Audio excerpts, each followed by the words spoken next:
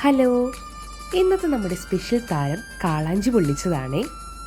മുളക് പൊടിയും ഉപ്പും മഞ്ഞൾപ്പൊടിയും ചേർത്ത കാളാഞ്ചി രണ്ടായിട്ട് മുറിച്ചത് ഞാനിവിടെ വറുത്തെടുക്കുന്നുണ്ട്. ഒരു മുഴുവൻ കാളാഞ്ചി പൊള്ളിക്കാനുള്ള പാത്രം എൻ്റെ ഇല്ലാത്തതുകൊണ്ട് രണ്ടായിട്ട് മുറിച്ചിട്ടാണ് ഞാനിത് വറുത്തെടുക്കുന്നത്. കാളാഞ്ചി പെട്ടെന്ന് തന്നെ വറുത്ത് കിട്ടും കേട്ടോ. അതിനുശേഷം ആ വെളിച്ചെണ്ണയിൽ തന്നെ ചെറിയുള്ളി നന്നായിട്ട് വഴറ്റി നമുക്ക് മസാല ഉണ്ടാക്കാം. സവാള ഞാനിവിടെ ഒട്ടും തന്നെ യൂസ് ചെയ്യുന്നില്ല. ചെറിയുള്ളി ഇട്ട മസാലയ്ക്ക് നല്ല ടേസ്റ്റായിരിക്കും. ഫിഷ് മാർക്കറ്റിൽ പോയപ്പോൾ അവരാണ് സജസ്റ്റ് ചെയ്തത് കാളാഞ്ചി പൊള്ളിച്ച് കഴിഞ്ഞാൽ നല്ല ടേസ്റ്റായിരിക്കും കേട്ടോ.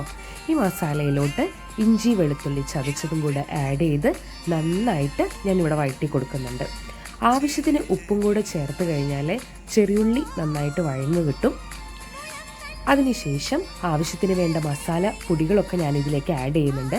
ആദ്യം തന്നെ മഞ്ഞൾപ്പൊടി, കുറച്ച് മുളക് പൊടി, കളറിനായിട്ട് കുറച്ച് കാശ്മീരി മുളക് പൊടിയും കൂടെ ഞാനിവിടെ ആഡ് ചെയ്യുന്നുണ്ട്. നമ്മുടെ മസാല നല്ല ഭംഗിയായിരിക്കും കേട്ടോ ലാസ്റ്റ് കാണാൻ വേണ്ടിയിട്ട്.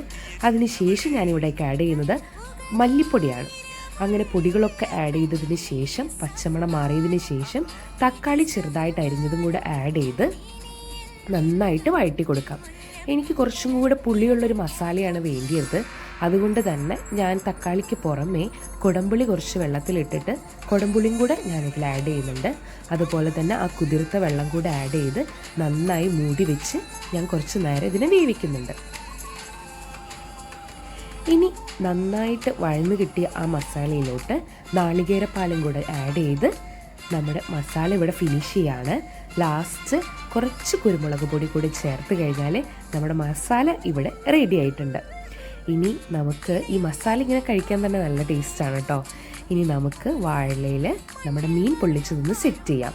ആദ്യം തന്നെ കുറച്ച് മസാല ചേർത്ത് രണ്ടായിട്ട് വറുത്ത് വെച്ച ആ മീൻ ഞാനിവിടെ വെച്ചതിന് ശേഷം നമ്മൾ ഉണ്ടാക്കി വെച്ചിട്ടുള്ള കുടംപുളിയൊക്കെ ചേർത്ത ആ മസാല മീനിൻ്റെ എല്ലാ സൈഡിലോട്ടും എത്തുന്ന രീതിയിൽ പുരട്ടി കൊടുത്തതിന് ശേഷം ലാസ്റ്റ് കുറച്ച് കറിവേപ്പിലയും കൊടുത്ത് ഞാനതിന് ഫിനിഷ് ചെയ്യാണ്.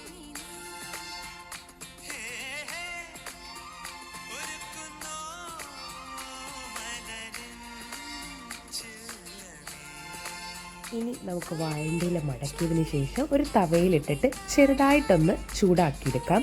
രണ്ട് സൈഡും ചൂടാക്കിയതിന് ശേഷം ആ വാഴ തുറന്നിട്ടുള്ള ഒരു സ്മെല്ലുണ്ടല്ലോ, അടിപൊളിയാണ് കേട്ടോ.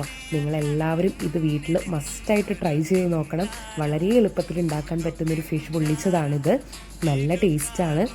ആ മസാലയും അതിനോട് ചേർത്തിട്ട് ആ മീനും കൂടെ കഴിക്കുമ്പോൾ നല്ല രുചിയാണ് കേട്ടോ. പിന്നെ അടുത്ത റെസിപ്പി ആയിട്ട് കാണാം. Bye bye.